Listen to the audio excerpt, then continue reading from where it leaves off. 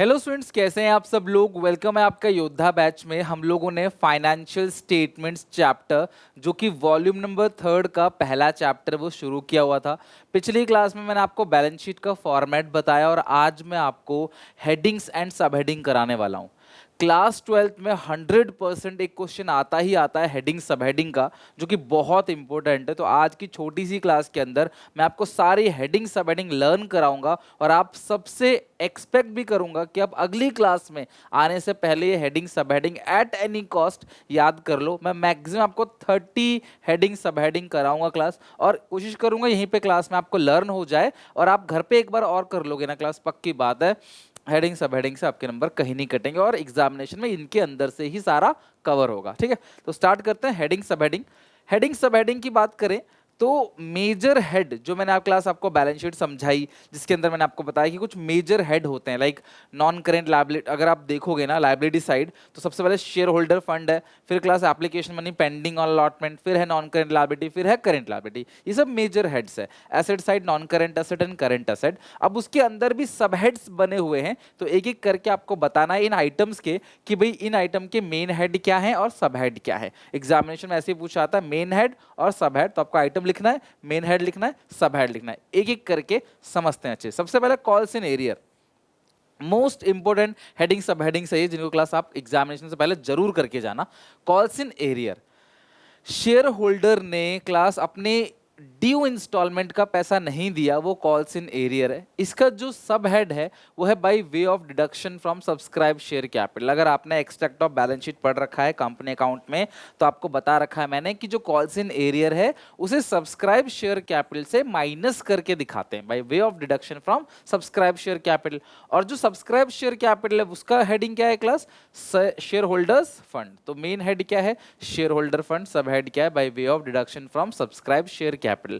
थोड़ा सा आपको और याद दिलाता हूं मैं, जब आप कॉल्स इन एरियर पढ़ रहे थे उसी में जब शेयर्स फॉरफिट हो जाते हैं तो शेयर फॉरफिट अकाउंट का ट्रीटमेंट क्या होता है, तो आप उसको ऐड करते थे, याद है, सब्सक्राइब शेयर कैपिटल में ऐड करते थे। तो जो कॉल्स इन एरियर है उसको सब्सक्राइब शेयर कैपिटल से माइनस करते थे, और जो शेयर फॉरफिट अकाउंट का जो बैलेंस है, जितना अमाउंट फॉरफिट कर लिया वो आप क्लास सब्सक्राइब शेयर कैपिटल में प्लस करते थे। और दोनों का ही मेन हेड क्या है, शेयर होल्डर्स फंड। तो शेयर होल्डर फंड के ही अंदर ये चीज आती है। तो मेन हेड है शेयर होल्डर फंड, सब हेड है सब्सक्राइब शेयर कैपिटल, उसमें बाई ऑफ एडिशन था फॉरफिट ऑफ शेयर्स, और जो कॉल्स इन एरियर है वो है by way of deduction. I hope आपको समझ आ गया होगा।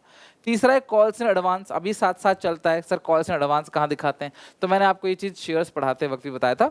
ये एक सब हेड के अंदर आता है क्लास अदर करंट लायबिलिटी, और मेन हेड है current liability. Calls in advance का मतलब जो पैसा नहीं मंगवाया शेयर होल्डर ने, हमें वो पैसा भी दे दिया। तो मेन हेड क्या है क्लास, करंट लायबिलिटी, और सब हेड क्या है class, other current liabilities. Right, next है अनक्लेम डिविडेंड, बिल्कुल सेम है, नो चेंज।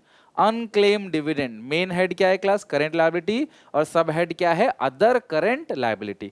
तो जो अनक्लेम डिविडेंड है, कॉल्स इन एडवांस है, या आप इसे कह सकते हो कि प्रीपेड एक्सपेंस, सॉरी प्रीपेड कोई भी क्लास आपका आउटस्टैंडिंग एक्सपेंस है, एडवांस इनकम है, वो सारा क्लास यही है, अदर करंट लायबिलिटी और करंट लायबिलिटी। ठीक है, अब लिख लो आउटस्टैंडिंग एक्सपेंस, आगे भी आएगा आउटस्टैंडिंग एक्सपेंस या एडवांस इनकम, अनक्लेम डिविडेंड या कॉल्स इन एडवांस। इसका सबका मेन हेड क्या है, करंट लायबिलिटी, और सब हेड क्या है, अदर करंट लायबिलिटीज। ठीक है, तो ये आपको समझ आ गया। कॉल्स इन एरियर क्लियर हो गया by way of deduction subscribe share capital से, और शेयर होल्डर फंड के अंदर आता है main head. Share forfeit account यहाँ प्लस होता है और सेम है। बाकी कॉल्स इन एडवांस हो या फिर क्लास आउटस्टैंडिंग एक्सपेंस हो, एडवांस इनकम हो, ये सब लायबिलिटी है। मेन हेड है करंट लायबिलिटी, सब हेड है other current liability. Even unclaim dividend का भी यही है।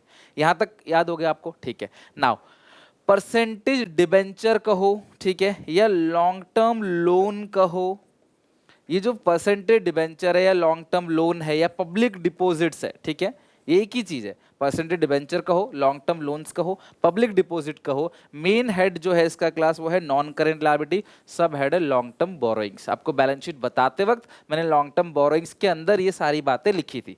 तो मेन हेड आता है नॉन करेंट लायबिलिटी, जैसे मैं अगर आपको दिखाना चाहूँ कैसे लिखते हैं, जैसे ये आता है नॉन करेंट लायबिलिटी, फिर इसके अंदर आता है लॉन्ग टर्म बोरोइंग्स। तो इस लॉन्ग टर्म बोरोइंग्स के अंदर बहुत सारी चीजें आती है, लाइक लॉन्ग टर्म का बैंक लोन हो गया, या डिबेंचर्स हो गया, या पब्लिक डिपॉजिट्स हो गया, राइट। या इस तरीके से जो लॉन्ग टर्म लोन है, लॉन्ग टर्म लोन है, वो सब क्लास ये इसका सब हेड है और ये इसका मेन हेड है। तो यानी कि इन आइटम का जो सब हेड है वो है लॉन्ग टर्म बोरोइंग्स और जो मेन हेड है वो है नॉन करेंट लायबिलिटी। तो इस तरीके से मैंने आपको दिखा भी दिया, पब्लिक डिपॉजिट का भी वही काम होगा, लॉन्ग टर्म लोन्स का भी और डिबेंचर्स का भी, ठीक है। बाकी चाहे जनरल रिजर्व हो, सिक्योरिटी प्रीमियम रिजर्व हो, डिबेंचर रिडम्पशन रिजर्व हो, कैपिटल रिजर्व हो, स्टेटमेंट ऑफ पीएनएल का credit balance, statement of PNL का क्रेडिट बैलेंस का मतलब होता है प्रॉफिट्स। तो ये सारी चीजें क्लास कहाँ पे जाती हैं? रिजर्व एंड सरप्लस में। सब हेड रिजर्व एंड सरप्लस, और रिजर्व एंड सरप्लस किसके अंडर आता है? Share holder fund. तो मेन हेड क्या है क्लास? Share holders fund. मेरी बात समझ आ गई? एक बार मैं रिपीट कर देता हूं क्लास। जो आइटम्स हैं वो क्या है?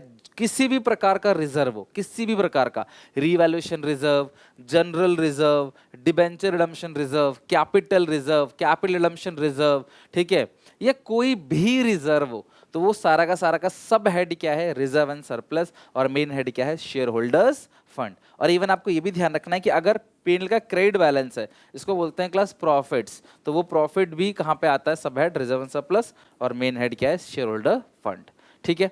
तो आई होप इतनी बातें मैंने सिर्फ आपको रीड नहीं किया, तुम्हारे दिमाग में थोड़ा सा डाल पाया हूँ। एक दो बार आप और देख लोगे, इसका पीडीएफ क्लास आपको एसपीसीसी ऐप पे, टेलीग्राम पे मिल जाएगा।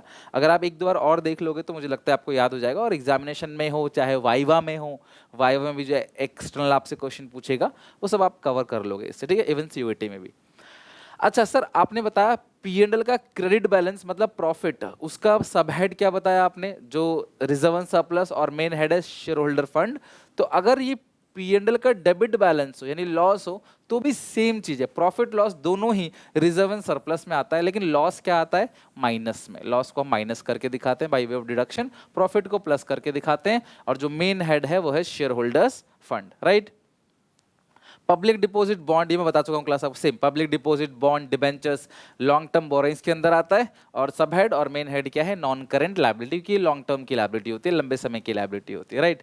अगला है class debtors and bills receivable, बहुत इंपॉर्टेंट है, ये आता है ट्रेड रिसीवेबल के अंदर। Debtors and bills receivable, main head है करंट एसेट, सब हेड है ट्रेड रिसीवेबल, जबकि क्रेडिटर्स और बिल्स पेबल का जो मेन हेड है वो है करंट लायबिलिटी, और सब हेड क्या है? Trade payable. हमेशा ध्यान रखना, ये जो डेटर्स और ये बिल्स रिसीवेबल है, इनकी मैच्योरिटी 12 महीने के अंदर ही होनी चाहिए। अगर ये मैच्योरिटी 12 महीने के बाद है तो क्लास वो फिर नॉन करंट हो जाता है, फिर वो करंट नहीं है। ऐसी लायबिलिटी, ऐसे एसेट्स जिनका सेटलमेंट, लायबिलिटी है तो पेमेंट, असेट है तो रिकवरी, इनकी सेटलमेंट अगर 12 महीने 12 मंथ्स के अंदर हो जाती है, which is an operating cycle, 12 months के अंदर हो जाती है, तो क्लास उसको हम लोग करंट देते हैं, उसके बाद है तो नॉन करंट। ट्रेड रिसीवेबल के अंदर आता है क्या? डेटर्स और बिल्स रिसीवेबल, जिनको उधार बेचा दे आर कॉल्ड डेटर्स, उनसे बिल ले लिया they are called bills receivable. Main head है करंट एसेट। क्रेडिटर्स और बिल्स पेबल का मेन हेड है करंट लायबिलिटी, सब हेड है ट्रेड पेबल। आई होप इतना आपको दिमाग में सेट है। प्रोविजन फॉर टैक्स, ठीक है, या कोई भी प्रोविजन है, प्रोविजन फॉर टैक्स या any other provision, like short term employ benefit expense का प्रोविजन हो गया, एनी प्रोविजन, बहुत इंपॉर्टेंट है क्लास ये। प्रोविजंस का मेन हेड है करंट लायबिलिटी, सब हेड है शॉर्ट टर्म प्रोविजन। तो अगर आप देखोगे ना, तो जो मैंने आपको बैलेंस शीट लिखवाई थी, और उसमें आप देखो करंट लायबिलिटी के अंदर क्लास एक शॉर्ट टर्म प्रोविजन का भी है, उसके अंदर आता है प्रोविजन फॉर टैक्स। तो प्रोविजन फॉर टैक्स क्या है? शॉर्ट टर्म प्रोविजन, और मेन हेड है करंट लायबिलिटी। बैंक ओवरड्राफ्ट कहो, या कैश क्रेडिट कहो, या शॉर्ट टर्म लोन कहो, ठीक है, bank overdraft, cash credit, short term loan, main head है करंट लायबिलिटी, सब हेड है शॉर्ट टर्म बोरोइंग। जैसे नॉन करंट लायबिलिटी और लॉन्ग टर्म बोरोइंग्स था ना, उसी तरीके से करंट लायबिलिटी और शॉर्ट टर्म बोरोइंग से इसके अंदर आता है बैंक ओवरड्राफ्ट, कैश क्रेडिट और शॉर्ट टर्म लोन। अगला प्रोविजन फॉर डाउटफुल डेट्स, आपने उधार बेचे और आपको डाउट आ रहा है, तो प्रोविजन आप दो जगह दिखा सकते हो। आप या तो डेटर से माइनस करके दिखा सकते हो by way of deduction from debtor, और डेटर किसके अंदर आता है? ट्रेड रिसीवेबल के अंदर, तो या तो आप ट्रेड रिसीवेबल से माइनस करके दिखा दो, ठीक है, और मेन हेड क्या है क्लास, करंट असेट, नहीं तो क्लास फिर आप शॉर्ट टर्म प्रोविजन में करंट लायबिलिटी के अंदर दिखा दो, मर्जी तुम्हारी, बट मेजर लोग ये फॉलो करते हैं कि जो प्रोविजन फॉर डाउटफुल डेट्स है उसको हम माइनस करते हैं कहाँ से, ट्रेड रिसीवेबल से, और मेन हेड क्या है, current asset. Loose tool, store, spare part बहुत इंपॉर्टेंट है क्लास। मेन हेड है करंट असेट, जो सब हेड है वो है इन्वेंट्री, यानी कि पहले आते हैं करंट असेट, फिर उसके अंदर आता है इन्वेंट्री, फिर इन्वेंट्री के अंदर आता है class store, spare, loose tool, ये सब क्लास आपका इन्वेंट्री के अंदर कवर होगा। तो ये भी बहुत इंपॉर्टेंट, लूज टूल हो गया, स्टोर, स्पेयर पार्ट, ये सब इन्वेंट्री, और मेन हेड क्या है, करंट असेट, सब हेड है इन्वेंट्री। अब अगला है क्लास यहाँ पे कैश और बैंक बैलेंस। देखो कैश का बैलेंस, बैंक बैलेंस, जो आपके पास कैश का बैलेंस है और जो बैंक बैलेंस है, या कोई शॉर्ट टर्म आपके पास इन्वेस्टमेंट वगैरह है ना, तो उस सब का मेन हेड क्या है क्लास यहाँ पे, कैश और बैंक का। बेसिकली कैश और बैंक का सब हेड है कैश एंड कैश इक्विवेलेंट, और मेन हेड क्या है क्लास, करंट एसेट। ध्यान रखना, मेन हेड है करंट एसेट और सब हेड क्या है, कैश एंड कैश इक्विवेलेंट।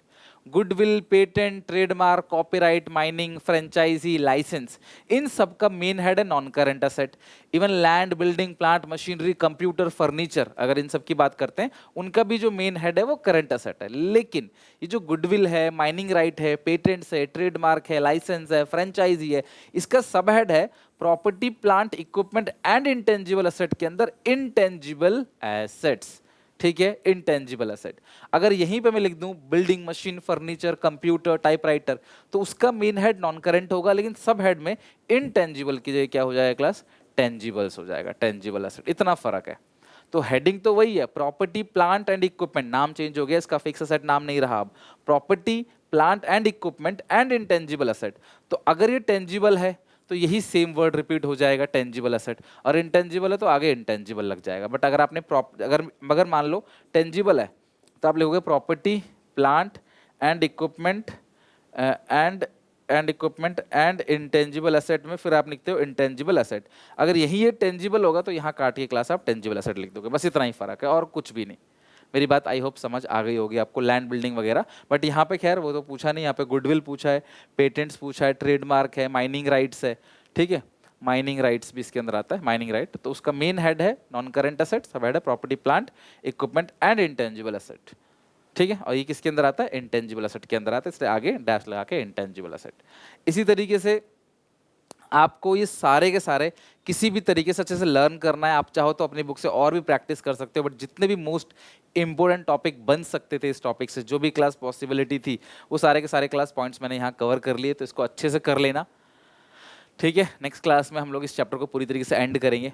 मुझे आज ही कराना था इस चैप्टर को एंड, बट प्रॉब्लम ये है कि मैं चाहता था हेडिंग सब हेडिंग जो है ना वो आपको अलग से कराऊं, सो दैट आप याद रखो कि यार हाँ ये इस वीडियो को सेव करके रख लेना कि यार हेडिंग सब हेडिंग कभी भी जाएंगे रिवीजन करने के लिए, तो इससे क्लास 10 से 15 मिनट में अच्छे से रिवीजन पूरा का पूरा कर लेंगे, हमारा कंप्लीट रिवीजन हो जाएगा हेडिंग सब हेडिंग। बिकॉज एक्सटर्नल हो चाहे क्लास आपका बोर्ड हो, प्री बोर्ड हो, उसमें यही सबसे ज़्यादा पूछा आता है, ठीक है। तो पढ़ के जाना है यहाँ तक, और अगली क्लास में हम लोग इसको याद करके आओगे तो चैप्टर को पूरी तरह से एंड करेंगे, ठीक है। तो till then take care, bye bye, God bless you.